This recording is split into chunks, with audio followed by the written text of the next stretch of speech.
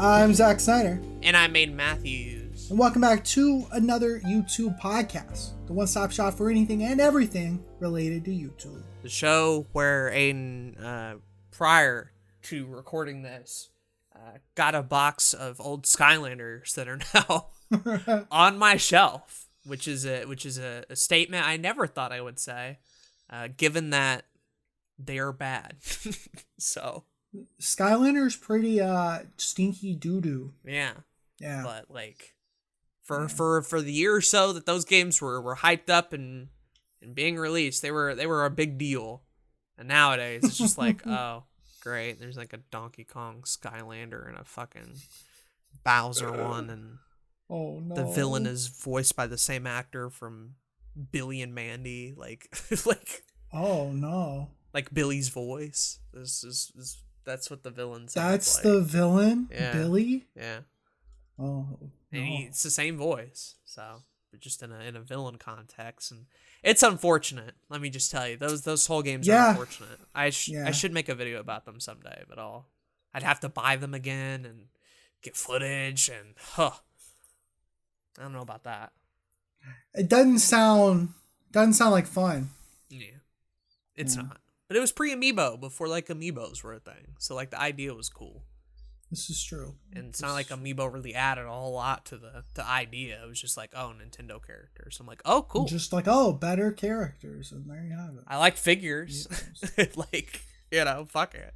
I'll put it on my shelf. They're dope, but then you want to collect them, and then they're expensive, and then you gotta find places to put them, and they're like stocking stuffers to me, or like little birthday gifts. They're not. Yeah. They're not something you go out of your way to like hunt down or whatever. They work better that way. You say that, but if I really wanted to go out and get some Amiibos, like that would be what I'd do. Some of them are cheaper now. Like the demand definitely isn't as high anymore as it used to be. Yeah. So, but we're not actually talking about Skylanders and Amiibo today. Unfortunate. Oh man, I was looking forward to it. Today we're actually going to be talking about branding on the YouTube podcast, which was surprising to me because we had never actually talked about it before on the podcast. It's pretty pivotal to anybody's like content creator life. Like you gotta have to have a brand. So, and I feel like we've talked around the subject a lot. Right, we've brought it up before, but we've never like done an entire episode on just branding. And I think that'd be fun because I feel like a lot of people like in the Discord could really use some information about that. So hopefully this is a value-packed episode on branding. But before we get into that, it's time for my actual favorite segment. It's not your week on YouTube. It's not the topic. It's the ad read. My favorite. I love it so much. Let me tell you. Who is our sponsor today? Let me tell you. Our sponsor today is... Who could it be? The Awesome Creator Academy? Wow. Oh, heck yeah. A shock. A shock for sure. Rattled me to my very core. But our sponsor today is the Awesome Creator Academy with the YouTube Starter Kit. If you're getting started on YouTube and you have a little bit of money to throw around, maybe don't buy all the Skylanders and instead check out the YouTube Starter Kit. For $99, you get over $1,500 of value and dozens of downloads from templates for advanced YouTube thumbnails, channel artwork, end cards, lower thirds, royalty-free background music, fonts, and more. Wow. It's like having your own It's like having your own little portal of power. Only instead of Skylander characters, it's actual YouTube graphics that can help you along the way. It's wonderful. This is true. Yeah. Pay one price and have unlimited access to future downloads as they come out. Check out the link in the description or the show notes, and in doing so, you'll be supporting another YouTube podcast. This is very true. But I know there is a chance maybe you don't have $100, but you still want to support the podcast. Well, I'm glad you're wondering how on earth you can do that. How do I do it? It's pretty simple. You just become a supporter of our Anchor podcast by going to anchor.fm/another-YouTube-podcast. You can decide to support us financially at $1, $5, or $10 a month. And we'll even read your name on the podcast. How wild is that? Incredible. The amount of value of us reading your name on a podcast. Picture it. Picture in your head how epic that would be. You're picturing it? All right. Now, it could be real. If you just, it could be. If you just pay any of those amounts. Yeah. That's it. That's our ad read. Wow. How we do this week? I'd give say... give us our IGN score. I'd say... I'm going to give it like a 7.263, honestly. Okay. Yeah. You're giving us the Jay the Zoomster score. Yeah, the arbitrary number with like 3 decimal points of extra shit that they really didn't add much to it, but, you know, it sounds more important than it actually is, so. It do be sounding more important, I have to agree. 7 is just an easy number to give to because it means I don't like have to actually give criticism one way or another. You can just say it's a 7 and it's, you know, it kind of absolves you from actually reviewing the thing. That's true. So, thank you IGN for making that a reality for me. But yeah, thanks to Awesome Creator Academy and Anchor, as always, for supporting the podcast. All that stuff will be in the show notes or the description box below. You can check it out. They're a 10 out of 10. Not even a 9, a 10. Absolutely. How much value you're getting? Ooh, it's insane. But let's talk about branding. Branding. Welcome to business class. I'm your. So when you get your first cow, right? Yeah. You have to go to the to the fire and get that piece of metal. Yeah. And that's how you brand a cow. Oh. I thought you were referring to first cow as in the film and not okay. But that makes more sense. You I like where you went with it because I was confused for a solid 5 seconds at least. Let me tell you, I was lost up here for sure. I was fucking confused.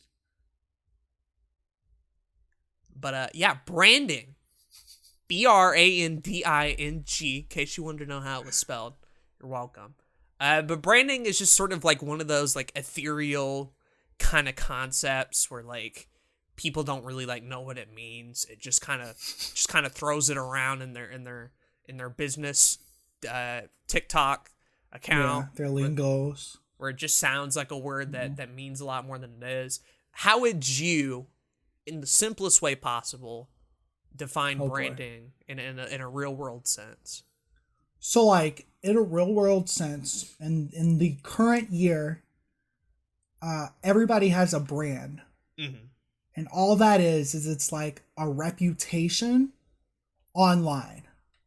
Yeah. Like, that's how I would describe it. That's a really good way of describing, actually. It's the basic idea is that if you are a content creator or a businessman or a public figure, a speaker, right? Like you have some sort of involvement in the public in one form or another, whether you're selling something or you're an entertainment person or whatever. The idea of a brand is that feeling associated with you, whether that brand is funny, comedic, reliable, consistent, or if your branding is awful, something like EA's branding, which is Satan, stinky, poo-poo, you know. Disgusting.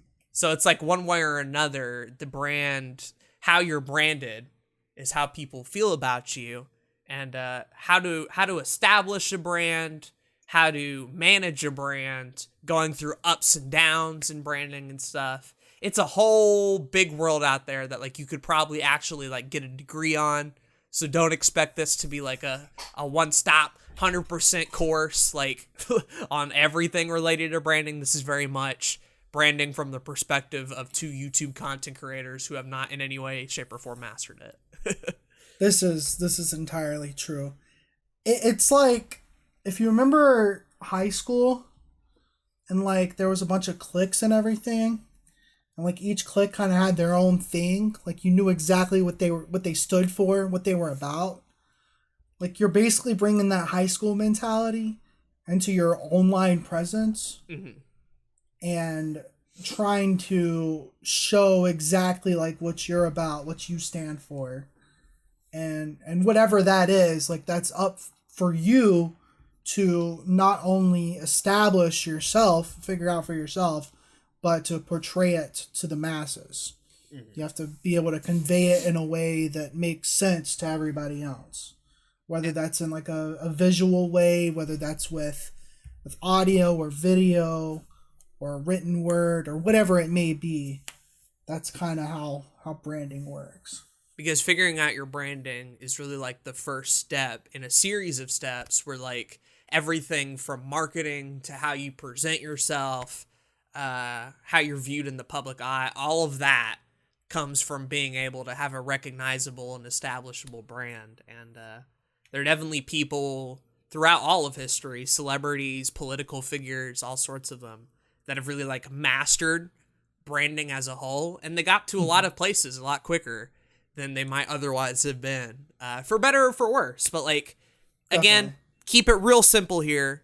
If you don't understand any of that, basically branding is your reputation and the feeling associated with you or your product or whatever. But that's the baseline definition and everything. Back in the day, here's a quick question that I probably know the answer to. Back in the day, would you say that the Sabijan games had a recognizable and followable brand? Let me think about no. What? You're telling me high school and college Zach wasn't thinking about the branding of his LOL Funny Let's Play channel? No. This is a shock. I mean, it's not that I wasn't thinking about it, because I think there was a certain point where I was like, working on thumbnails to a certain extent and trying to make sure that like all of my social media had the exact same name, and a lot of what we would call branding 101 kind of things, like those were there, but to say that it was recognizable and good or consistent or anything like that would be malarkey, in the words of Joe Biden. Democratic nominee Joe Biden. who actually, I'm glad that you brought up, because his brand is part of the reason why he's even in a position of power. And look at him. Like, that's a guy who probably in terms of experience isn't exactly well up there, but his brand of Obama but white has gotten him to a lot of places, and that's worked out for him and has really carried him past a lot of potential pitfalls for sure. This is unfortunately true.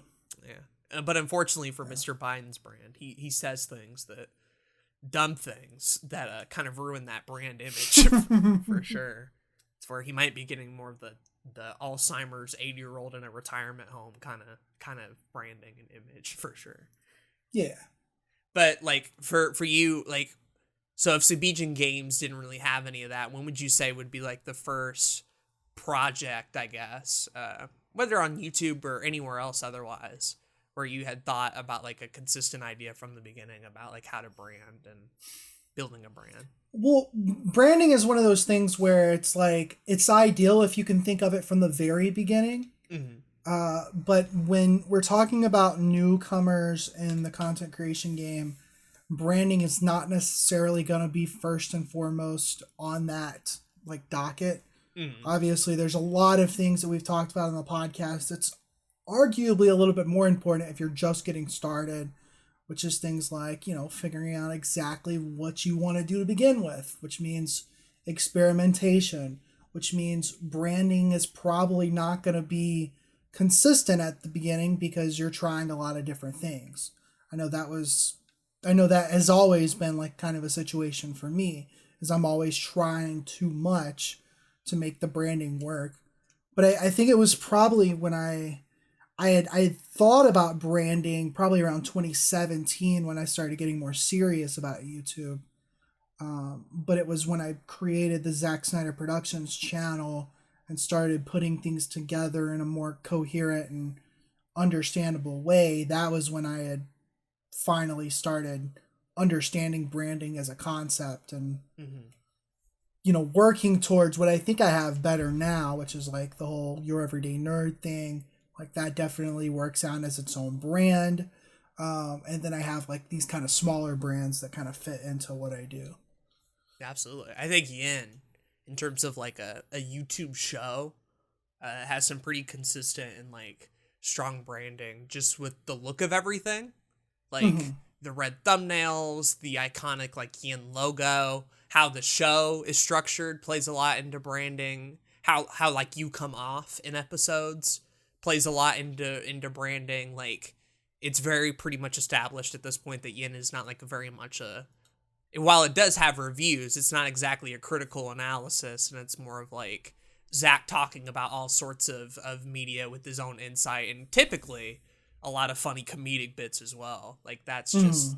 that's just how Yin has like been built over the years, and and it could change at any point, but like Definitely. what you have now, I'd say that's how I'd describe Yin. Media of all variety with a fun little like personal twist of you that tends to lean more comedically, I'd say. Where I think you like That's when it my comes to epic branding, gamer brand analysis for you. I agree. No, I agree. It's like when I think like a successful brand, and I'm no in no way saying that I am successful at what I'm doing.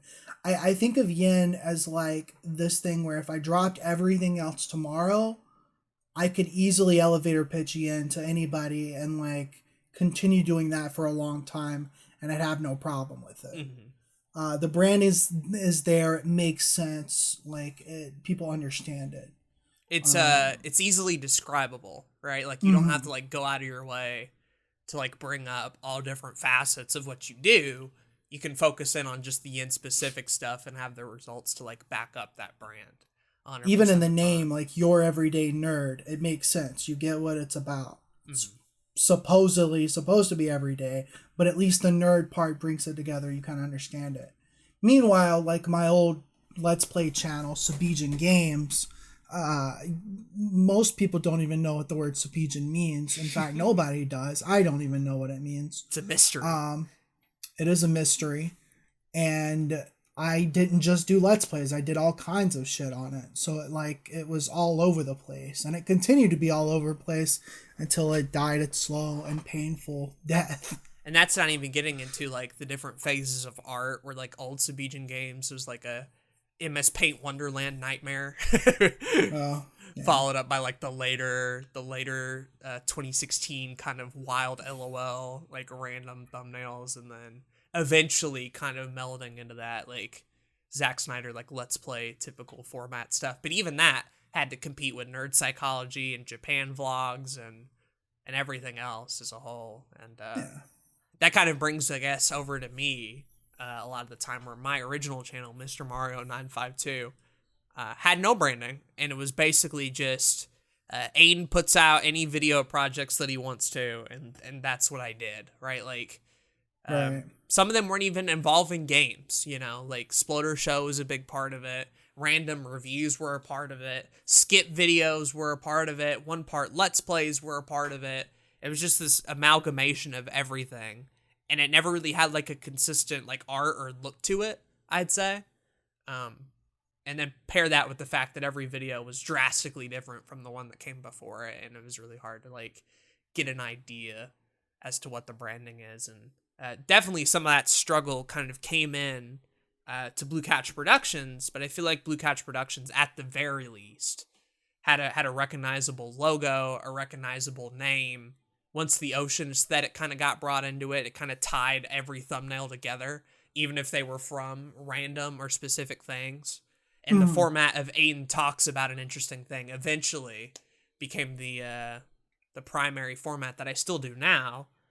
Where nowadays in 2020, now that the channel is restructured, the thumbnails are redone, a lot of videos are private and unlisted.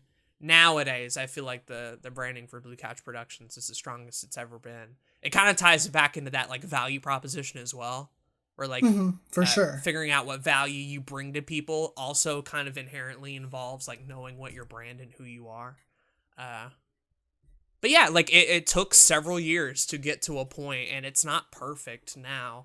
There's certain parts where it's like, where it's weird that I have furniture in the name, and like, yeah, I'll talk about video games sometimes, but also just Lion King and other random stuff. It's not perfect by any stretch of the imagination, but it was far better now than it was back in 2016 or 2015. And I think that's kind of like the first point that we're trying to get across with this whole conversation about our own stuff, is that branding takes a while unless you're like a business or a professional or you've been doing it for a long time. It helps And to have even done then, other things beforehand to kind of get an idea, right? definitely. Even then, you got somebody like the company Nintendo, who's been around for over 100 years, and it's like the Nintendo we know of today is not the exact same company that we knew of 100 years ago. Mm-hmm. So businesses and ideas and creators, we grow, we evolve, and the branding is going to grow and evolve with that. And so if you feel like you're behind the curve and you don't have everything figured out in terms of branding, like, you're fine. It's okay. Absolutely. And we're going to try to help, like, list some obvious steps about how to create that sort of brand and like manage it from what we've learned and everything. And we're going to get into that. I feel like I just want to ask you though, since I did a little epic gamer brand analysis on you, if you could do the same for Blue Couch Productions, I think that'd be epic. Yeah. I'd say that, like, what you've kind of figured out recently, at least, with the whole kind of Aden talking about an interesting piece of media, that's been your kind of value proposition. And I think it's worked really well with the brand as well, because you've changed, you've privated a lot of videos, and you've kind of changed some of the thumbnails, and you have back to the video games, and everything kind of goes together really well to where I can easily describe Blue Couch Productions now, whereas maybe a year ago it was a little bit more difficult to kind of describe it to people, but now it makes a lot more sense. I think so. I think it's come a long way in general, but Definitely. yeah, I think we both have, like, kind of going back to your point, is like, this takes a lot of time, and we have definitely are by no means experts on it, but I feel like we've slowly over time figured it out, to the point now where, like, even in the side projects we do, their branding is kind of on point from the beginning. YouTube podcasts very much on point with the brand. Like, me and Zach talk about our personal stuff, but try to give YouTube advice their own experience. Or Lines on Our Gaming, fun group Let's Play channel where we kind of like goof off and, play whatever we want. It's not very serious in nature. The Come Up, like, you can basically just read the description of the Come Up and get an idea of what the of what the brand is, and the same is true for Aden on Anchor and everything else. Definitely.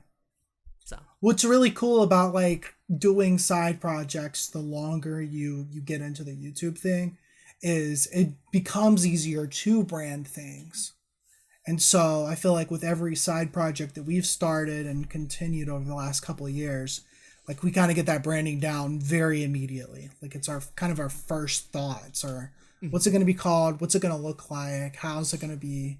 How is it going to function? What's that value proposition going to be? And then we go with it from there.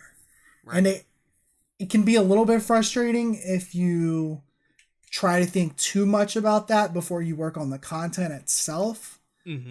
Especially if you're early on in the creation game. You don't want to spend too much time focused on branding if it's going to stop you from actually creating the content itself.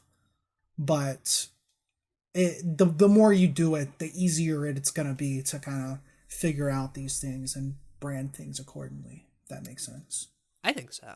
And let's kind of get into that. Let's talk about, like, how to build a content creator or a YouTube channel brand in the year 2020. We're not going to get into businesses and all that sort of stuff, but, like, right. We'll start with the YouTube channel first, and then kind of pivot out to just content creators or people, because that's kind of two different things, right? Personal brands and, like, YouTube brands. Yeah. But we'll just start with creating a YouTube channel from the ground up, from day one. What are some things that you think about, at least in terms of, like, branding? How do you start building that from your perspective? I think, and I'll add on to it as we go along. Definitely. The first thing I think of is like, what am I trying to provide here? Mm-hmm. Like what exactly is the content gonna be? If we've got a Let's Play channel, then it's like, okay, cool. Then I know the branding needs to work surrounding, some kind of Let's Play channel. If I've got a comedy channel, well, then I'm focusing more on comedy. And then I can start doing a little bit of research, maybe figuring out what other people in that niche is doing. Mm-hmm. And then I can either decide to do something similar to that, or if I want to, kind of go the complete opposite and try to be like a little bit more unique. And I really like that idea that you brought up of like looking at other people and what they do before you like start your own thing, because it's very easy a lot of the time to just start out and just kind of like do what everybody else is already doing. But like a lot of people don't know until they're already in the space. So like actually taking the time to look at the space, the people that are in it, and figuring out like what separates you and what makes you different and unique before you even start is a pretty huge power move, I think. Because then you're not wondering and questioning if you're like a copy or a ripoff of somebody. And who knows, maybe you are to start out and you're building from that and you're figuring that out. But like, I like that idea a lot more, of saving yourself all the headache in the first place and just kind of looking at the field before you even get something off the ground. Yeah, definitely. For sure. So what would be the next thing that you would do? Okay, so like once I figured out like kind of researching what I want to do in the first place, the next thing would obviously be like how I want to do that, right? So you know that you're doing the Let's Play channel, you know that you're doing the comedy channel, you know how it's all going down. How are you actually going to get that off the ground in terms of recording and style and all that sort of stuff? Because I feel like figuring out like the how-to technical side of things can kind of give you a little bit of help in terms of building a little bit of that brand. So like at this point, is it a group Let's Play channel? Is it a personality channel? Is it more about walkthroughs? Is it about speedrunning? Is it about competitive gaming? Is it about Fortnite or Minecraft, or a channel based on one specific game in the first place? Or is it something like more akin to the analysis type of area as well, like knowing where to pivot off and really figuring out that sort of stuff helps a lot. And so that can kind of get you an idea of like where you want to go from there. After that, after like figuring out the how to, a big thing that I want to think about like early on is color. Really? I know we haven't really brought in like the visual aspect of it, but I feel like a key thing to anybody's brand is a color, or like a mood, basically. A lot of the biggest brands in the world, and even celebrities to a certain extent, are kind of like associated with a particular color. Coke with red, Pepsi with blue, right? And I think the same is also true for the type of projects that we do as well. Lions Honor Gaming is an orange, Blue Couch Productions is this sort of dark blue, Yin is this dark red, Parker's is purple, Aden on Acres is purple as well. Game Club kind of leans more into like a I don't know what you would describe it as, but it's not dark blue, it's more of like a bluish red kind of like color to it. I like thinking about color and aesthetics as early on as I can, so that way when it comes to like doing things like thumbnail or the channel art or the channel profile picture, if you have like a color to go off of and build everything on top of, I feel like making the art for all that sort of stuff becomes a lot easier when you kind of have like a color to like kind of champion, I guess. No, I get you. I honestly, I agree with that, because if it's not thought of early on, you end up like second guessing it later, and you're like with Your Everyday Nerd, I started with kind of this blue color that I had already had from my Zack Snyder Productions channel. That was kind of the color that channel had been based off of. But then like halfway through the show, I decided, you know what, I kind of want to rebrand this and kind of have a redder color associated with it. And then it gets to be like a pain in the ass to go back and change all the thumbnails and do all that kind of stuff. So if you can figure that stuff out early, then that'll help you out tremendously. I actually early on, with early Yin stuff, kind of associated Yin with that green color you used to use in the intros a lot of the time. Oh yeah, true. So that like True. it wasn't a great shade of green either. So I'm glad it got No, it's changed, pretty but bad. it was a thing in every episode, and so my mind kind of like linked that together. And another thing I want to say, it doesn't have to necessarily be a color. It could be a pattern, a texture, a gradient, like some little bit of visual identity is what I'm basically getting at here. Color's the easiest for me. So it's the thing that I can like lean to the first and build off everything on top of that. But if you want to Definitely. get more complex, you absolutely can. But that's what we're doing in this step is we're kind of building a little bit of a visual identity. I think back to a lot of like Blue Couch Productions and how it was going and how much of an unlock it was to like actually having a font for it. And I know it's like a minor thing, but like when I didn't know what the Molet font was, I just kind of used random like cool text stuff for my thumbnails and everything, and that kind of gave off the brand idea of this is an amateur who has no idea what he's doing.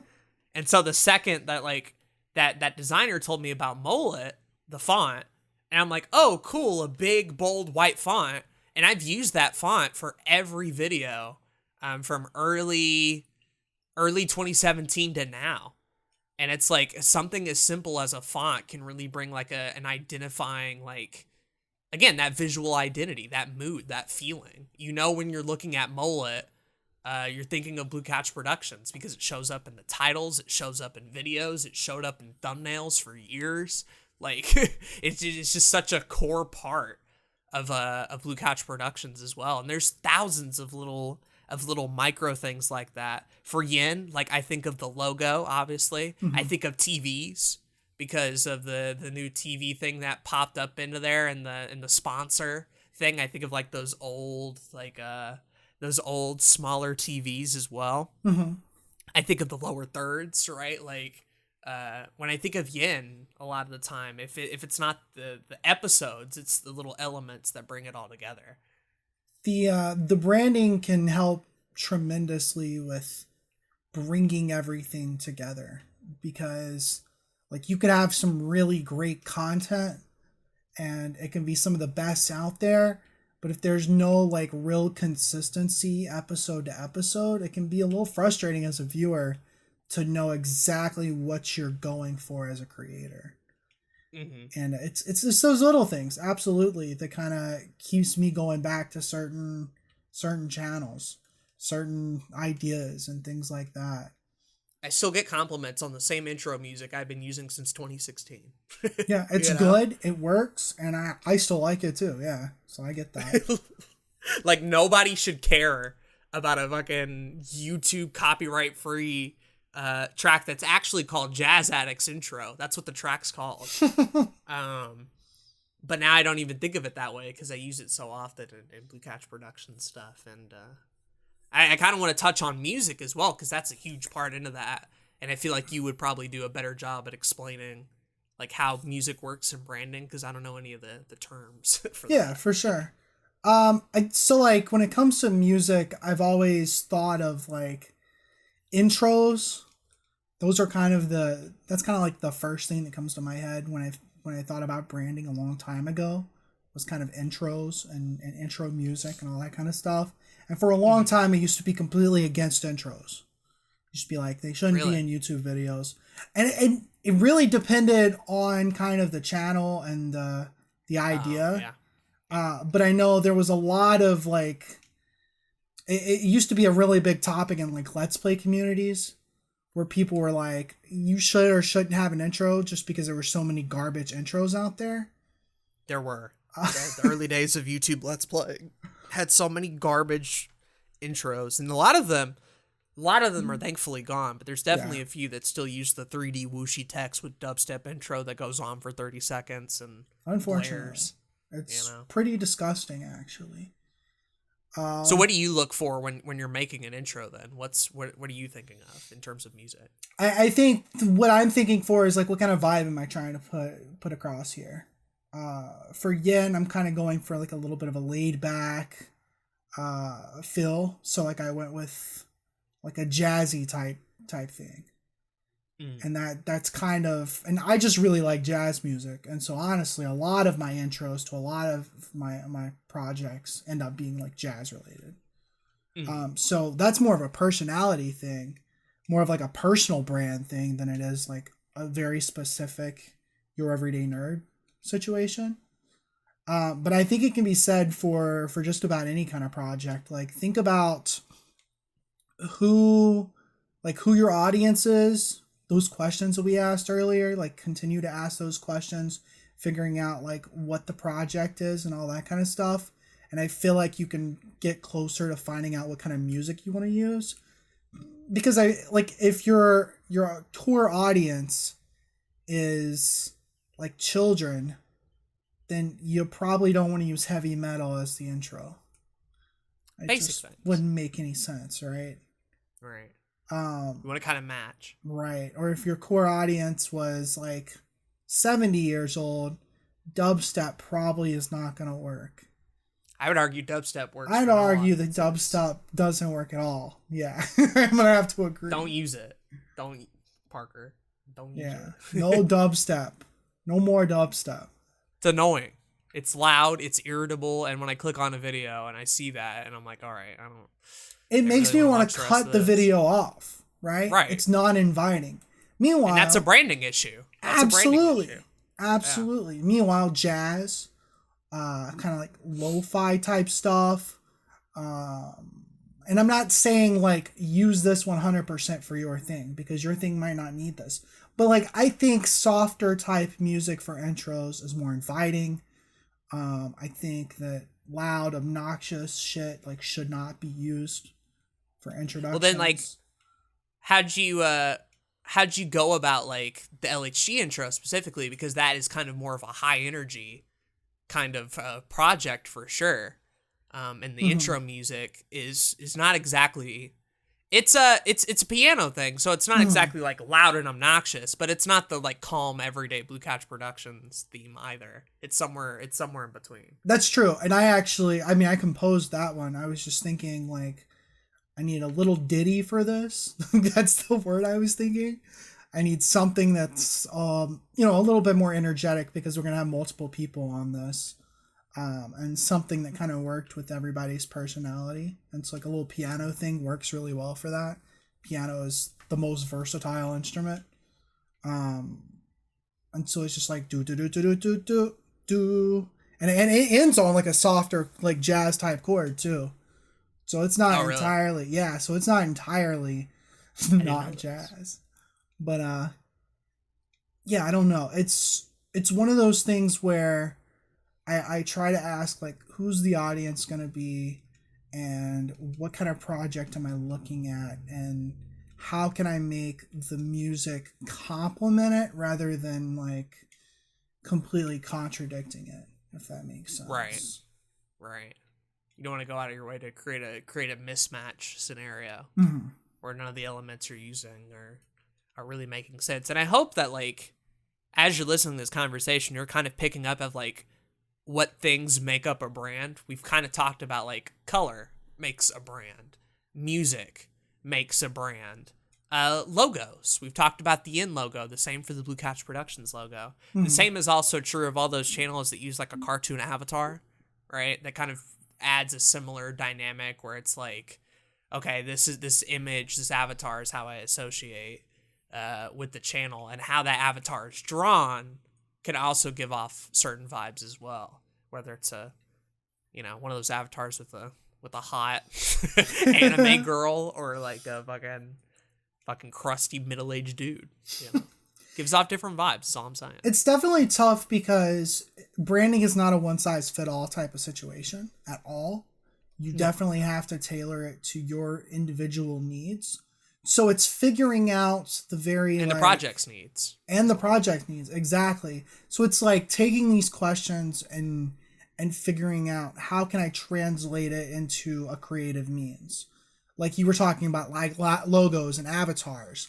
If you're a commentary channel and your entire channel is based off of you talking about things and using your personality as a means to entertain people, then using your own face as the logo is not a bad idea. It's recommended. It's a Just use your recommended. own face in general. Right. It's more personable. It gets people to know that like this channel is going to be 100% you. All the entertainment is going to be coming from you talking about You're other not things. hiding behind something. Exactly. Meanwhile, if you're going for a more like mysterious angle and you want to talk about like horror movies and your entire show is revolved around you talking behind a curtain, then like having some kind of silhouette as the logo, that would work. That would be something that could garner more attention there and make you a little bit more unique in that manner. And that's definitely an opportunity to get creative as well. Like, branding doesn't have to be this boring thing where you just pick like your profile pic of your face and the color and some music and that's it. It can be really fun and out there. Like, I think of people like Dr. Disillusion, right? And like that brand he has, on point, man. Like, I immediately know who he is, and it's so unique to him that like it can't be replicated. Nakey Jakey is another great example of it. Is like that channel is just basically him, right? And all his weird like humor and ideas. Donkey is another one where we don't really like see his face, but you know, the kind of donkey character kind of lets you know all you need to know, really. Like, you know. Right. One of like the homework that I would give people if they're like trying to figure out their brand is go to like your favorite YouTube channels and watch like 5 videos in a row and pick up on all the things that are the exact same. Like Video Game Donkey, for instance, like you'll notice at the end of every single video, it's a black screen with some white text with some kind of funny like change of words involving the word donkey or some kind of word that rhymes with it. There's always, with Nakey Jakey, he's always sitting on like an exercise ball in front of a green screen, and he has a very unique style of content. He mentioned that too, by the way, that like the whole reason he did that was literally for him to stand out. Yeah, He's mentioned before publicly that like it wasn't a decision where like he wanted to, but he knew if he did it, it would stand out. Right? And it paid off.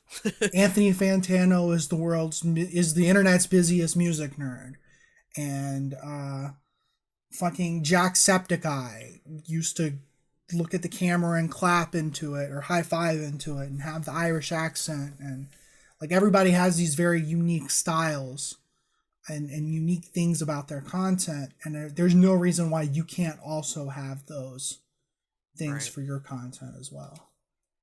Things like, why do you think PewDiePie has a bro fist, right? And it's like, it's very clearly a community building thing on the one hand, but it's also like how people recognize PewDiePie. It's a branding thing as well. Nobody does that, right? Like, it's wild how much I associate Anthony Fantano with flannel.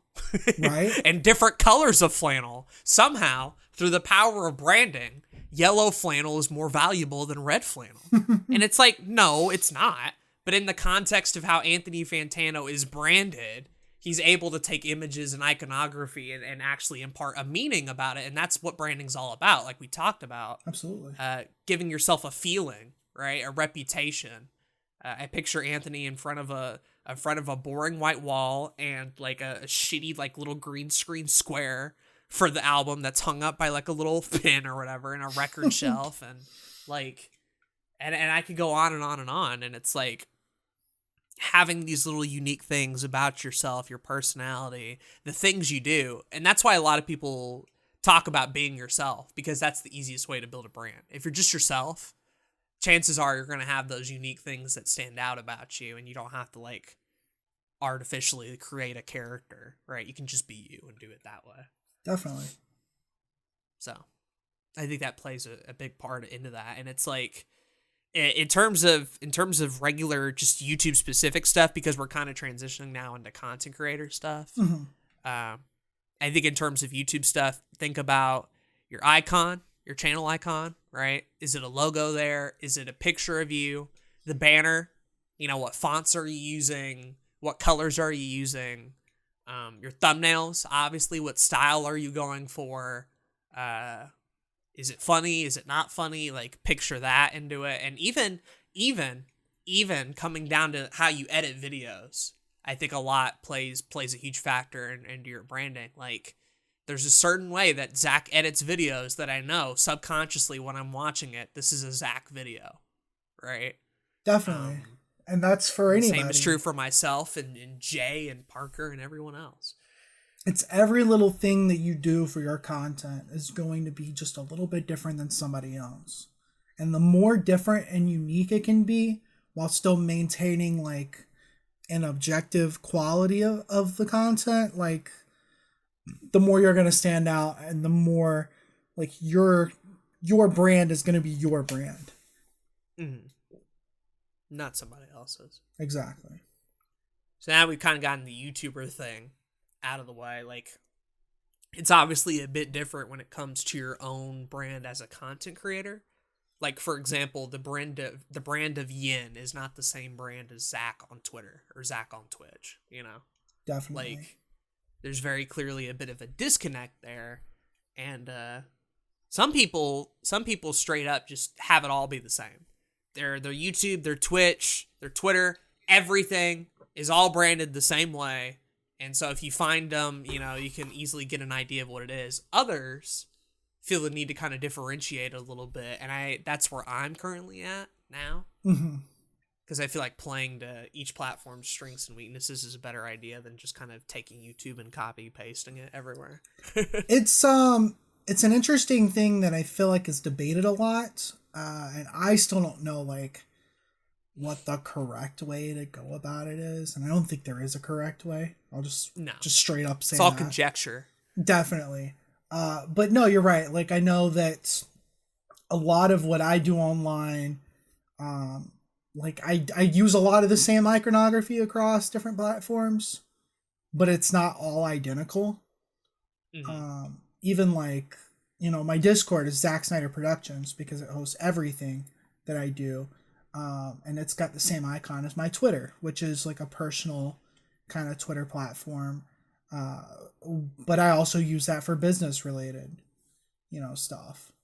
So it's tough. It's definitely tough to kind of figure out like, what do you want to do for each individual platform, or do you want to have it all be the same? I think the big thing that I would warn people is you do want it all to be somewhat similar, so that when people find you on Twitter, they know it's you based off of your YouTube channel, or they know it's you based off of your Twitch, or whatever it may be, if that makes sense. They can't be so drastic that you can't even tell. Right. So that helps. As well as just like linking stuff, right? Definitely. Like, yeah, I'm definitely linking stuff. Yeah.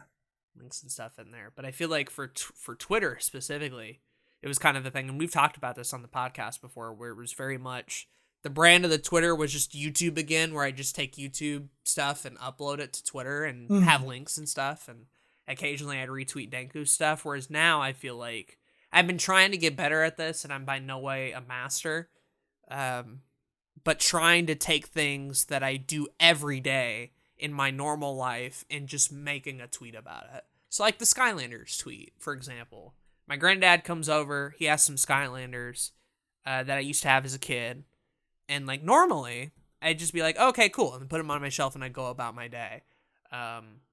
But the idea came to my head that like I probably need to post this to Twitter, because it's the type of thing where it's like, it's the Skylanders say a lot about me. I have a great story with it as well. And it's that kind of personal shit that you're not really going to be able to get anywhere else. Definitely. So actually like taking the time to take out my phone, take the picture of the Skylander and be like, yo, this was a part of like my life or whatever, and sharing that with everybody has been a thing on Twitter. And on top of that, doing things like Aden vlogging with the phone for like a minute, asking Ethan stupid questions on Twitter and seeing what the responses would be, right? Like still retweeting funny stuff that I find appropriate, and even and I've been doing this a lot recently, is like getting down and dirty with the topic that I know I'm not going to be able to make a video about it, and making like a 6 tweet thread about something stupid or whatever, and ranting about it. Like all of that plays into it more, and I feel like while it's not perfect, it's more interesting of a Twitter account than, okay, so here's Aiden's video that he uploaded today, and the next tweet is Aiden's video that he uploaded the next day, and the next tweet is Aiden's video he uploaded the day after, right? Like, it's a bit more of me now, which I think is better off. Absolutely. It's what Twitter is really good about. Is like making bite-sized thoughts throughout the day as often as you would like. And if all those thoughts are just, I put out videos on other platform, it's not interesting. It's not creative, and it's not entertaining. And so by taking a different stance and actually, putting more personal tidbits or stories or jokes or, stances on different topics, like, it makes it an interesting account to follow. Gives people a reason to like follow the account. So no, I agree. And it's like the for you same. Specifically, it's a lot of funny haha Animal Crossing memes. 2020 Zach on Twitter is a lot different than 2019 Zach on Twitter. And that's what I like about branding, is that it can evolve. Right. I made a conscious decision in January to not give a fuck about what I posted on Twitter throughout 2020. And that's been all of my bangers. Yeah, that's been all of them. So it's pretty wonderful. But no, it's like, you could say the same thing for Twitch. Like, I do a show on YouTube where I talk about nerd-related content, but I'm not going to do the exact same thing on Twitch. It makes no sense. Like, I guess I could try to find a way to make Your Everyday Nerd like a live streamed show as well. But what works for Twitch a little bit more is like playing video games, talking to my audience, and like hanging out. That works a lot better.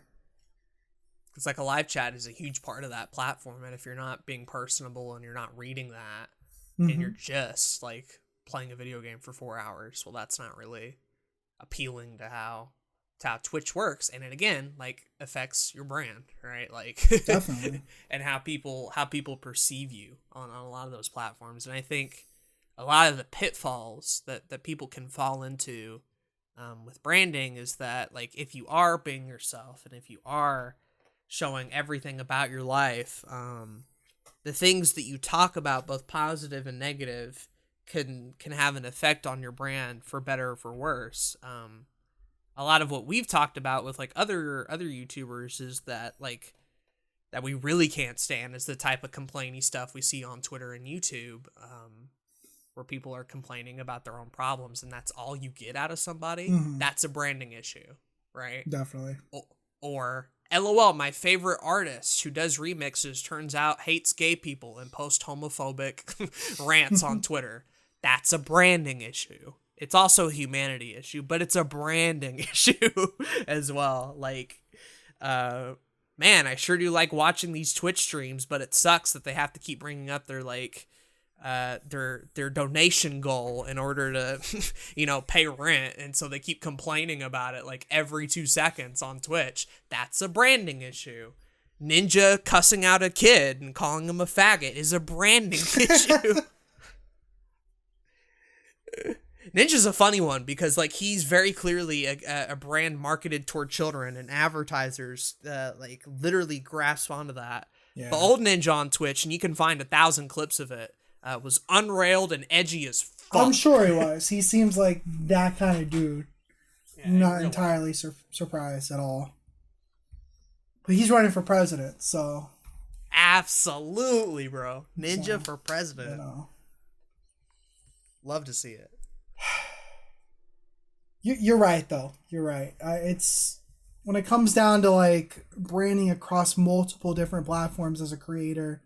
I'd say the biggest form of consistency that you want to have is it comes back to that like simple definition of like reputation. Like thinking of it like it's high school again. How do you want to come across? And not in a way of like don't be yourself, because that's don't lie. Right? Like that's the whole high school lesson, is to be yourself, because if not, you're just going to be somebody you don't like at the end of the day. But like you also want people to know exactly what you stand for or what you don't stand for. Or if there's something you don't want people to know how you stand or don't stand for, maybe don't put it on the internet. Right. At all, because that never leaves. It never leaves, and it'll always come back and crisscross from each platform And that is, yeah. So here's like a couple of Aiden's rules for content creator branding. And these are not at all hard and fast rules, but they're the type of things that like you should probably think about before you like tweet or live stream or make a TikTok or even a YouTube video. Like, number one, if you can avoid politics, avoid politics. I'm gonna have to agree. I get it if you're Steven Crowder that you have to bring up the LOL funny Democrats, and I get that. But otherwise, if you're a gamer or a music channel or a Twitch streamer, nobody cares who you're voting for. Do not put it on my TL. You know? I'm gonna have to agree. Yeah. 100%. That's a simple one. That's a simple one. And I don't mean politics and like LOL, we should respect people's rights. Go ahead and post that if you want. I mean more of the sense of like, I don't care what you think about Trump's new bill, you know? Like stuff that ultimately just doesn't matter. Or if it does matter, but you have nothing to say about it, don't say anything about it. Definitely. You know? If you have nothing to add to the conversation, that's rule number 2. If you have nothing to add to the conversation, don't add to the conversation. Because it's better to keep it to yourself a lot of the time. Especially if you don't know what the ramifications of posting that, what the consequences would be. I mean, honestly, Aiden, we could have an entire conversation on this podcast about like politics and why it's never really good to actually have discussions about politics anywhere. We do it on Discord all the time. Online. Well, we do it on Discord, but that's like amongst friends, not publicly. So like, it's fine. But like, think of talking about politics online. Like, you just came home from college and you're talking to your estranged uncle at Thanksgiving dinner. And he's talking about, like, insert bad political take here. Like, think of it that way. Now think of, like, a million uncles with wildly unique takes. Like, that's how bad it is. That nobody and needs so to. Like, I just don't talk about politics because I know it's just going to invite like wildness. Right. So don't talk about politics. Don't say anything if you don't have anything to add to the conversation. Number 3, keep the negativity stuff at bay, I'd say. And by negativity, I mean like complaining and whining more often than not. And I know we were just saying be true to yourself, be honest with yourself. But at a certain point, if all you post is complaining and whining all the time, and people leave your account, don't be surprised. Because, like, turns out, not everyone needs to hear about how your mother turned off the Xbox for a month. Yeah. I don't care. Unless it's funny. If you can turn it into humor, absolutely. Oh, definitely. Go for it. You want to clown on yourself? Hilarious. People love that shit. But, like, I don't need to hear about your, your dog, not your dog, because that's important, right? Like, obviously, you know where the line is. Use common sense, but like being overly negative, complaining, and whiny all the time helps no one's brand at all. And I would even argue for people whose brand is that they're negative and complain and whine all the time. Even for them, it's not good because too much of it, I feel like, devalues. Yeah, I'd say a good rule of thumb is like if you're finding like once a week you're complaining about something on Twitter, it's probably not that important that the whole world needs to hear about it, or it's so important that the world doesn't need to hear about it. Like you need to like deal with it. Talk to a therapist. Yeah, do something. Yeah. And I'm not perfect in that regard. I very much am known for getting heated about shit that I shouldn't be heated about. I've had my late night Twitter rambles for a reason. But I try to at least space them out to where you're not getting that back to back, basically. There's always at least a funny meme or a retweet or a lighthearted post. 3 or 4 of them at least, since the last super serious one anyway. So there's that. Another thing that people really don't like, rule number 4 or 5, I don't even know, I can't count. That's on brand too. But another rule, I think that's like really people hate seeing is like desperation and people being desperate. So like, don't retweet YouTuber army post. Don't spam your videos in the Twitter thing. Don't link to every TikTok you've ever done before. Don't enter one of those giveaways on Twitter where they ask you to put a tweet on your own profile, letting everybody know. Yeah, yeah, it's so annoying. Nobody likes desperation in people who aren't confident in their own content. You know? It's one of those subconscious things that you got to think about. And I was awful at this. I was joining every giveaway. I was doing those retweet things, the small YouTuber army shit, like all of it. But that devalues your brand because it communicates to the entire world, hey, I'm not confident in what I do. Please give me the quick growth that I'm entitled to. Right. Like, or I just want free shit all the time. Yeah. It's like, all right, Chief. Let's great. Love stop. Please. Yeah. This is a big one for a lot of people I see on Twitter. So it's like, you know, think about what you're doing. Think about what you tweet, how other people on the other side would view it and think because of that. A lot of people just kind of post stuff to post stuff, and that's fine if you're just using Twitter for fun. But the moment you're trying to build a brand and you're trying to be a content creator or an influencer or a public figure, it turns out that like 75% of what you think is okay to post is not okay to post. And that's the final rule, is like, put a filter. Have some kind put of a filter on it. Yeah. Have some kind of filter. To what extent is up to you. But I think a lot of these pitfalls simply come from the fact that people think it's okay to just post whatever. And a lot of the times it's not. Gonna have to agree.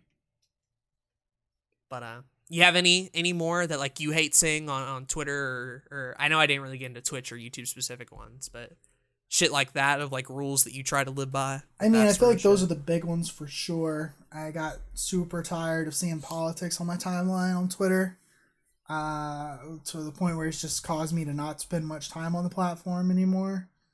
And then the other things you mentioned, obviously, also just caused me to not spend time on the platform. I think for like the negative one, that one hits hard. There's been people who have actively unfollowed them because they were so negative all the time. I got tired of reading it. If you do so many things enough, it creates a habit and a behavior, and like it really does. Nobody want to stick around for a bad habit or a bad behavior. It really does. I think the only other ones are like, what do you like? There's a really big situation with Twitter where like people just be retweeting porn, and it's like, if that's your brand, sure. And for some people it works, but for other people, like, I wonder, like, this might not be a good idea on their part. Because that's what people are going to associate. Simpage is another one. Don't be simping publicly on the DM. Don't publicly simp. That should be obvious, but some of y'all really need to hear it. But also, I'd say be aware of like what you are not only posting, but what you're sharing, liking, retweeting, that kind of stuff, because these algorithms do allow other people to see what you have liked, what you have commented on, and that kind of stuff. So like, not only like posting porn might not be a good idea, but like liking it might not be a good idea publicly either. Or that's what happened to Ted Cruz. You remember that? He liked some dirty porn on Twitter. I'm like, oh, okay. I guess he didn't think it would show up, but that was great. He most certainly did. That was great. It was a wonderful case of branding right there. Yeah, but also like same thing can be said for like political opinions and stuff. Like, probably don't want to like something from a political take that might get you in trouble with somebody else or might taint your brand, that kind of thing. But yeah, I don't think I have anything else specifically that I could add to it. Well, I have a question for you, and it's something that I've heard debated back and forth, but like the idea of staying in your lane. Mm-hmm. has been argued with like branding on YouTube and Twitter and other places, where the argument goes that like whatever your niche is and whatever you're doing, everything that you do should be directed toward that niche and that community. And a lot of people have made it a point to be like, if you're video game boy, all you're allowed to talk about on Twitter or Twitch or YouTube or anything is video games. And the moment you step outside of that, people tend to get mad. But there's also the other side of the camp that like believes that like Twitter and a lot of these personal brands should be about you personally. So it's okay, like, if you talk about a sports game or a cheese or groceries or whatever. But some people would say that devalues the brand altogether. Others would say being personable helps the brand. So, like, where do you stand on the whole stay in your lane argument? I feel like I can't give an answer either. That's fair. There's definitely those two schools of thought, and this is something that's been debated like a long time. But there's like this psychological thing where if somebody is good at something, people are more okay with them talking about something else that they don't know anything about. So, for instance, if, let's say, Mike Tyson, boxer, world famous boxer, right? Very good at what he did at one time. Now, let's say tomorrow let's say in his prime, better statement, in his prime, he just started talking about like fucking making pizzas. Let's just say Mike Tyson just decided to talk about making pizzas for some reason. Hypothetical situation here. What I'm getting at is that because he was already famous, because he already knew a lot about one thing, some people believe that he would be okay to talk about other things just by association. It's like this psychological thing. And so that's been around for a very long time.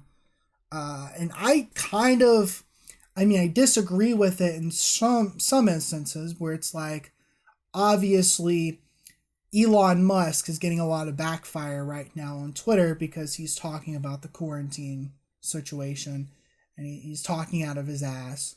He doesn't know what he's talking about, basically. And some people are saying he should stay in his lane because he doesn't know what he's talking about. And I would argue, like, in this particular instance, like, he should, because what he's talking about is something that affects other people that he has no kind of degree or true research in at all. But if he was talking about, like, anime, like, I don't have a problem with it. It's fine. It doesn't affect anybody specifically. If that makes sense. Or him like sharing memes or talking about noodles. Right. Like, a lot of that appeal to the Elon Twitter account was, turns out this billionaire dude who works at Tesla who's insanely smart is also a memer. And we wouldn't have known about that had like Twitter not like given him an opportunity to be more personal. But at the same time, it's the type of thing where like, at what point does that cross that line too much and you end up talking about things you shouldn't? Yeah. It's a tough line for everybody. I think so. I feel like I've made so many mistakes. Same. Absolutely. Where I either like lose my temper or comment on things that I don't know about or say a hot take just to say the hot take. Like, and I can get even worse on Twitch because that's literally just me and I'm doing it for hours on end and I get exhausted, right? And sometimes, I'm more prone to like just say shit or get pissed off at somebody because I'm running low on energy, right? And it's fair. Like trying to keep a persona up all day is mentally draining. But it's also like sometimes that's for the best. Yeah, I don't think there's a true lane in which anybody needs to stick to, because I think that completely disregards our ability as human beings to grow and evolve and learn about things and share with other people. If I had stuck in my lane, like, I'd be a music teacher. We wouldn't be doing this podcast. Yeah.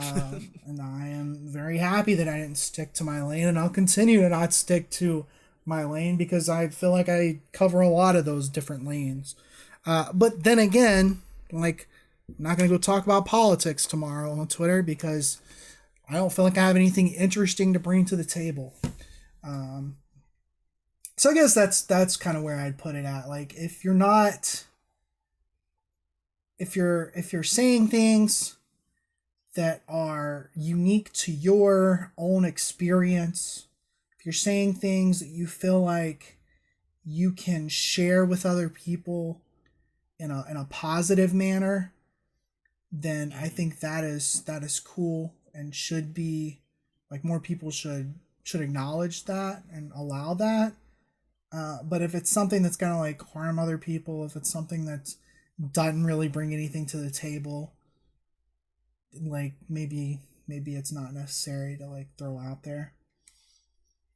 I think a lot of people, especially on Twitter and in the content creation space, we kind of make fun of the word like influencer, Yeah. right? I'm not an influencer.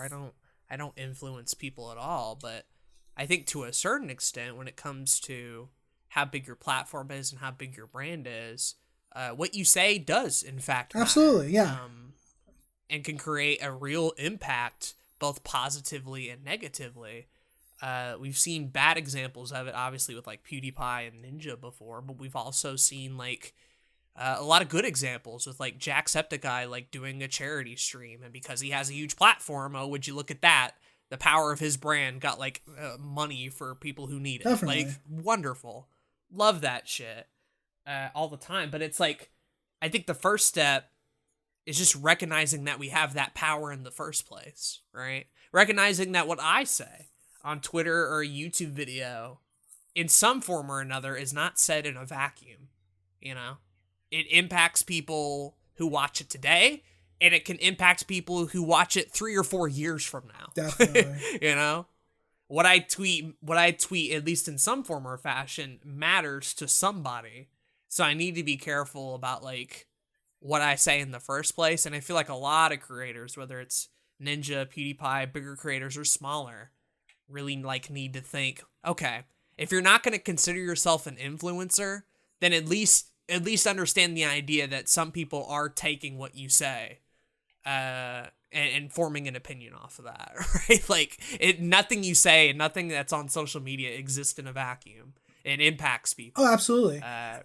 For real world change all the time. I mean, I hate the word influencer, but I would argue that we're all influencers if you like have active social media platforms, because you're actively putting things out there into the world and people are reading it and they're sharing it or liking it, and at some point, like, you're influencing other people's opinions on things, or at least attempting to. Like, you don't put out your hot take on Super Mario Brothers 2 just because I want to talk about this thing. You probably put it out there because like you have an opinion on it and you want other people to know what that opinion is. Like, right. Whether it's a good opinion or a bad opinion, it's still something that you're putting out there, and like you're probably going to influence somebody with that opinion. For me personally, it's like, number one, I try to like be true to myself, right? I'm not saying things that I like came up with on the spot. These are things that I've had an opinion on for a while now, and I just want to share it. Or maybe it's a thing where I'm still forming an opinion on it and I want like feedback on it and discussion about it. I'm also thinking a lot too about like the kind of emotional like mood that I put off with a lot of tweets. I don't want my timeline to come across as just a negative cesspit. I want to try to bring some positivity in the world. I want people who read my timeline in one form or another to not feel like I've added to the garbage. Definitely. Right? I really don't want to add to the garbage. I try not to just add to the garbage, and I could be better about it for sure. Like, it's very easy to get into the negativity side of things, believe me, and sometimes you can't help it. But by and by, I am trying more and more to like put off a positive energy and like open discussions from a level of like intellectual honesty, to where I'm upfront being like, I don't know, I don't know is such a powerful word to say on Twitter. Dude, I be like, saying I don't know a lot. Yo, I don't know. Just, I just don't know, and that's fine, Yeah, definitely. I mean, there's It's fine. like you can't have a stance on everything. You Yeah. really can't. And that's something that I've learned a lot. Like the more and more I do the YouTube thing is you come across so many questions and like chats on the chat on Twitch. And it's like I have no valuable opinion on this thing that you're mentioning. And so like I can't say anything about it. And I'll even go as far to say that on like movies. Like I'll even be like, I saw fucking Finding Nemo when I was a kid, and I liked the movie as a kid, but like I don't have like an actual opinion on it currently as an adult, so I can't like make an educated opinion on it. So I'm not going to talk about it because I don't feel like I can bring anything to the table in regards to it. So you're right, yeah, absolutely. I don't know. It's just some things I think about. Then with Brandon. Yeah. Is all. You have anything else you wanna add to it? Like, I guess just to kind of wrap up and summarize, like, you know, we've talked about like how to build a brand, what pitfalls to avoid, some stuff to try to do. Like, what would be the advice, I guess, on people who are just starting out, who've listened to this? Like, where do I go from here? Type of advice. I still think like first and foremost, if you're just starting out, like don't let branding take over your brain because it easily can, and then you won't get anything done. Get the content out first. Get the content please. out first. Figure out what you want to do. Experiment. Make things first and foremost. And then after you're comfortable with that and you know what you want to do, then you can start worrying about the logo and the music and the pictures and the colors and all that kind of stuff that goes with it. Because it is a fun process, but it does take time and patience. And you don't want that to take away from the actual content to begin with. Because I know I've let it take over my content time before. It's fun to do. It can be very distracting for sure. Yeah, but it is a part of the process that's necessary, and let it be a part of the process. Don't force it. Don't try to shit everything out for one weekend just so you can have it done. Like, take the time to learn it. It's a skill set for sure. It's something you got to actually like do and learn through experience. Definitely. I think like for me, what you said is a huge thing. Like, content comes first. Actually putting stuff out there comes first. Work on your branding as you go. What I hope that this like podcast really did, especially for our Discord and for people who listen to this, is like it got them to finally think about the word for the first time. Oh, absolutely. Yeah, yeah, for sure.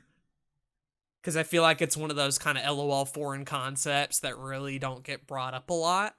And so, like, I hope that if you did sit through this and you did learn through this, that, like, you now know that branding is your reputation. You now know that, like, everything you do has an effect on people. The content that you make sends off a message or an idea or a feeling. And, like, working on that brand, building that brand is super important because it gives you an identity. It helps you stand out and helps make your content unique from other people altogether. So like for people at home who like have been doing this for a while and kind of like have done it for a while, think about branding. Think about like, could my branding be better, right? Does the logo need changing? Is the artwork reflective? Is it consistent? Do I need a rebrand a lot of the time? Like, how is my Twitter timeline clogged up with garbage? Maybe clean it out. Am I doing everything I can on live shows and other social media? Is my thumbnails consistent as well? Like, is what I'm saying consistent and accurate and honest to me? Like those little questions, right? That's the type of stuff that I want to kind of like implant in people's heads, where even if you don't have like an actionable answer by tomorrow, that's not what I'm saying. I at least want the idea to be like, oh, so branding is a thing. It's an important thing. And I could potentially improve my own branding as a result. Definitely. And you'd be surprised at how many people are not starting from zero when it comes to this. I could point out every single person in my Discord that makes content right now and talk about key features of their branding that works for them. And it's things that they do in every single video, every single thumbnail, every single account that they have. Like, you're not starting at zero. Nobody really ever starts at zero unless you're starting a channel tomorrow. Right, you've never done it before. Exactly. You know? But for the people that have been, like, I hope that kind of implants an idea. And I know we really didn't talk about rebranding, but I guess we can, like, just real quick, like, when do you think is a good time to rebrand? I think rebranding is only truly necessary when you feel like you need to spice things up. You need to, like, fix some of the small inconsistencies that you have. I know for me it was like or for both of us, like, we'd done entire episodes on the podcast where we talked about, like, rebranding our channels. And all that really meant was, like, figuring out what kind of content was going to stay on the channel and which kind of content was going to go somewhere else.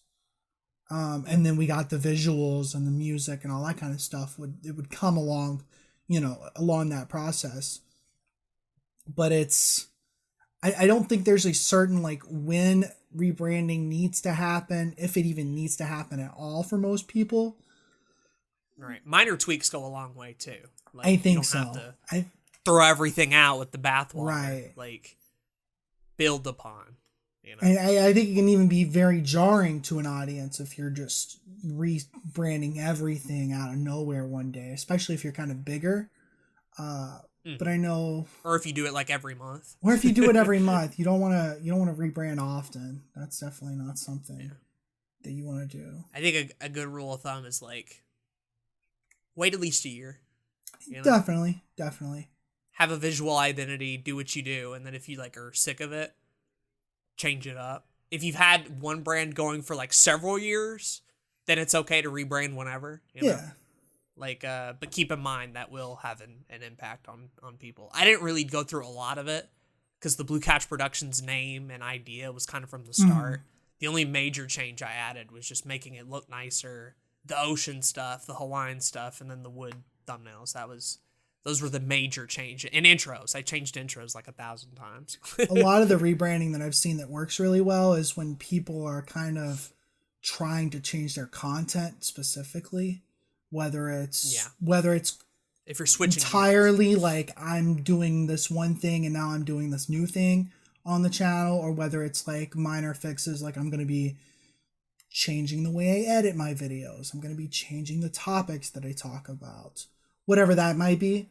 The more that you can kind of take those rebrands and put it with those bigger moments, that way it's not a bunch of jarring changes all the time, that'll probably be for the best. I think so. I think that helps a lot of people transition a lot easier, and it definitely helps with older channels too that feel like they're kind of in a rut. Absolutely. Like, giving yourself a new breath of fresh air. Sometimes it's literally as simple as just, like, changing the look, and that can go a long way. Changing the content can go a long way as well. Definitely. But once you have rebranded, like, keep in mind, like, branding really only works if you're consistent with it. So it's like, you can't change it all the time. But, like, a year or so, maybe multiple years, and you feel like you need to change it, feel free to change it. Again, like, we've discussed that brands are not static and concrete. They change and evolve. Even major brands, like, change and evolve and update.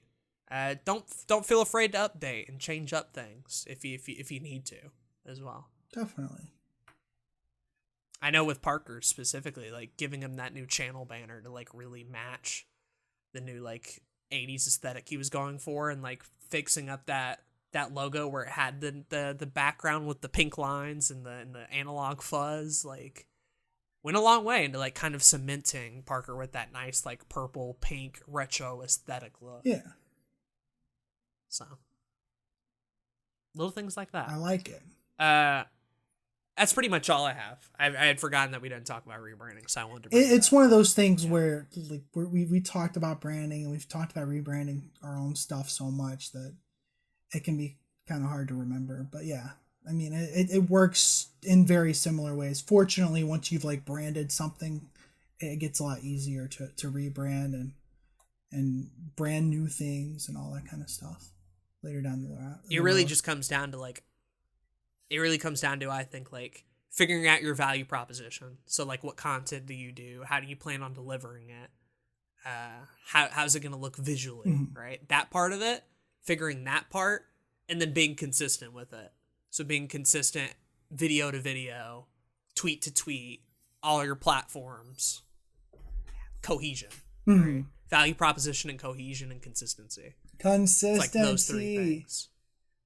So important in everything. With everything. With literally everything on social media. You can't escape. We could just call this another consistency podcast. It's possible. It really does seem to be the magic wave your wand around answer. Yeah. So. But yeah, that's it. Cool. That's all I have to talk about branding. Cool. This is fun. Do we want to do comments? Hope you all enjoyed it. Yeah. Let's do some comments. We got from episode 48. We didn't get anything on 49. No, did we? not yet. Okay, so it's just 49. 50 hadn't come out at the time of recording this, and we got 4 comments, 4 of them, back to back from Calfro. And how do we want to do this exactly? Because I don't want us all to do all of them. I'll read the first one. You can read the second one. I'll read the third one. You can read the fourth one. All right, yeah. Go ahead. So we'll dissect. He starts this with, TikTok has 0 good content. Be making points. His second comment, oh God, you mentioned me. Lord, no, that app is obnoxious. And then he says, I'm thinking of revamping my approach to YouTube in general. What used to work for me is clearly no longer working. But that said, I will not be moving to TikTok. I don't really want to support an app I can't stand. And then the final comment, and probably my favorite, last comment, you guys use Ariana Grande as an example way more often than you may realize. I don't think everyone drinks Starbucks, Aiden. I appreciate that one a lot. That's my favorite one. That one's funny. First off, we can make it a tradition on the podcast where we talk about Ariana Grande every episode, and it wouldn't be that hard. We could flow it absolutely. into We could have talked about Ariana Grande's brand today. Absolutely. She's wonderful. Pink at that sort ponytails, of shit. bubblegum pop, bad bitch. Love it.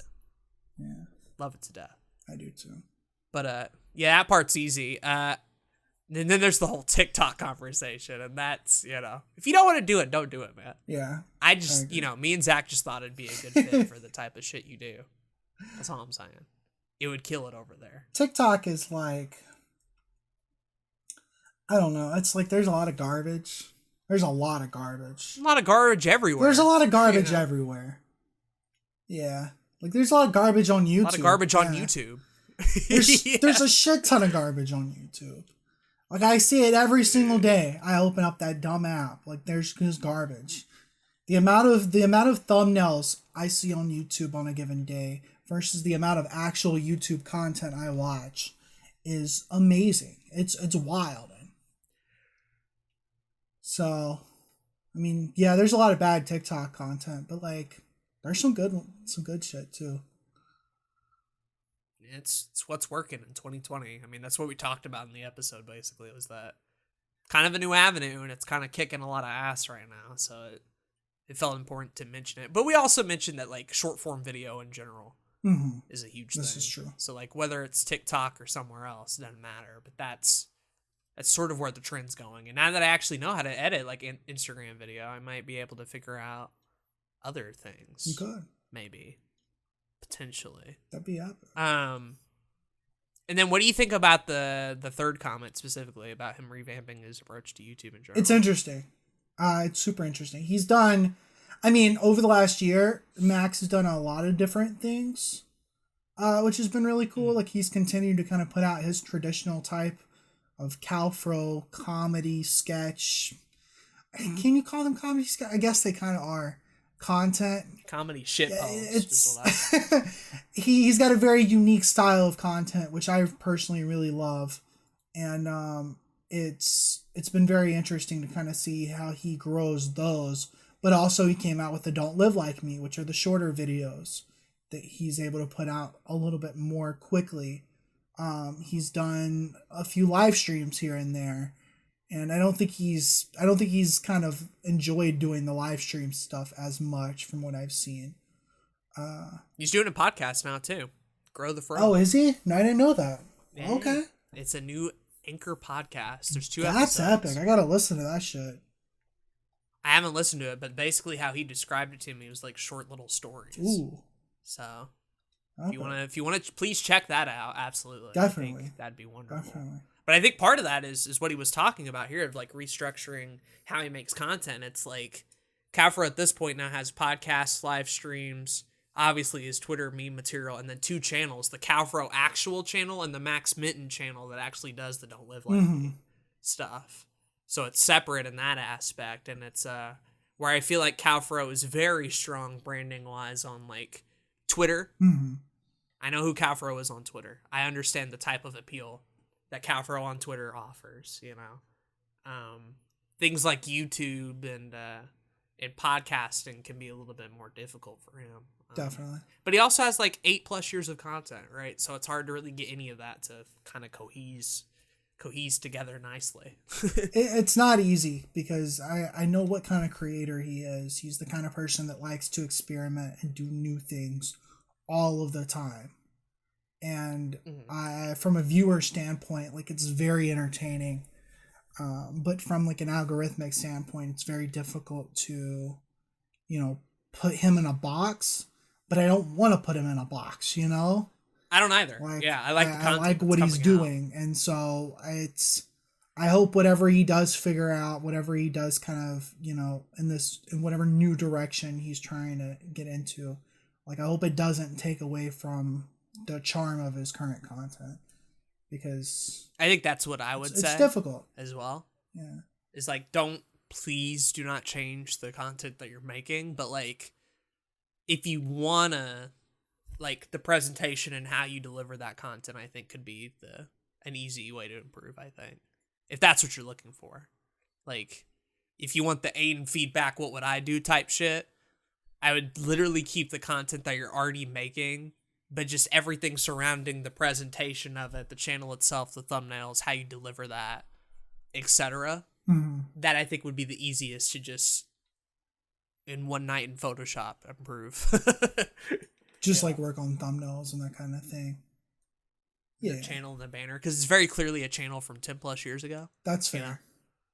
And that kind of creates the vibe of like, it's tough because like shit posting as an aesthetic, you want to kind of have that, but you also don't want it to look like MS Paint nonsense. Yeah. So like, that would be where I would go with it if I was him. I'd still continue to do the podcast. I'd still continue to do Twitter, but like try to figure out the YouTube presentation side of things a little bit more.